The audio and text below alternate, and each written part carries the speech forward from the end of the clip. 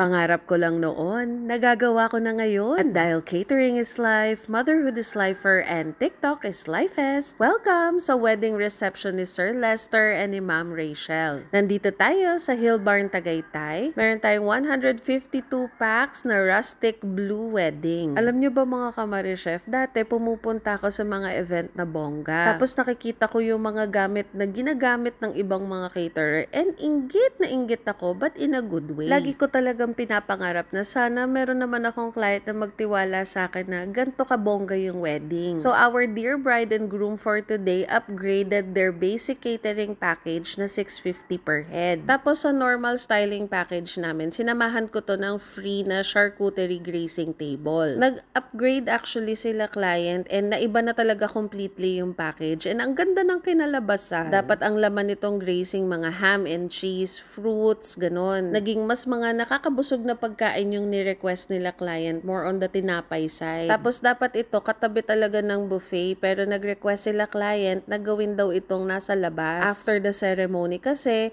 dun mag-aantay sa labas ang mga bisita habang nagpipictorial sila client. Dahil December mga kamari-chef, hindi ko na talaga kaya mag-bake pa isa-isa, kaya yung mga pastries binili ko na lang. Tapos sobrang excited ko kasi nagpa-print ako ng mga mug na may logo namin. Kaya sabi ko kay la client, lagyan kita ng free na coffee. Ayan. Tapos ako yung kinilig sa setup namin. May barrel, may naked table, tapos nasa labas pa. Tapos may mga print pa yung mug namin ng logo. Sobrang nakita na ako sa setup namin, ha? After ko picture-picturean na yung grazing, tinakpan muna namin yung food kasi baka langawin. Tapos proceed na tayo sa buffet. So, 650 per head yung food. Meron tayong coffee sponge na dessert, tapos Korean roast pork, chicken rosemary, baked shrimp, and pesto Cajun pasta, tsaka steamed rice, Asian salad, at tsaka cream of shiitake soup. Tapos meron tayong styling for the VIP table, guest table, for the backdrop and the stage. May kasama rin yung package na free na wedding cake, high ceiling swags, at tsaka string lights, at entrance decor. Tapos meron tayong mga tutu na ribbon for the VIP table, and naked rustic table for the VIP guests. Ito yung gawa namin mga kamari-chef. Tapos ito naman sa picture yung layout nila client. Tapos ito naman yung gawa namin na VIP table versus the picture na pinadala nila client sa amin. Grabe talaga yung kilig ko nung nakuha namin yung setup na hinihingi nila. While the ceremony was ongoing, nawala na yung kaba ko. I had to check everything muna ulit. Naaaning yung kausihan ko dito, ha. Tapos ayun na nga, nag-huddle kami ng team. I want this to be spotless and no complaint. Naon na yung ilaw ng buong venue, naon na yung aircon, andyan na yung photographer. Tapos we started moving the table ng ating bride and groom. Start na rin ang drink station maglagay ng mga juice. Dumating si Chef Buboy at si Chef Junel to check on the food. At para makalabas-labas din ng kusina,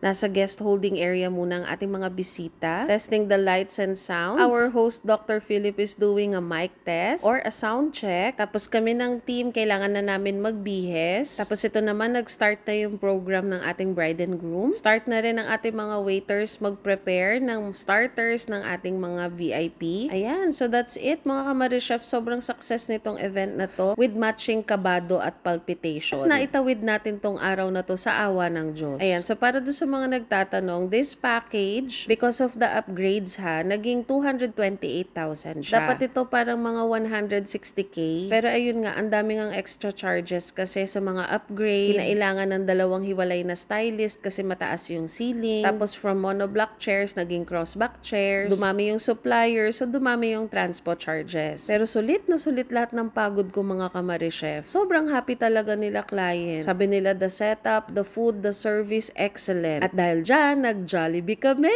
So, ayun lang mga kamari-chef. Sobrang proud na proud kami sa mga sarili namin. At dito na nagtatapos ang ating video with a warm hug from the bride and groom. Ayun lang. Bye-bye!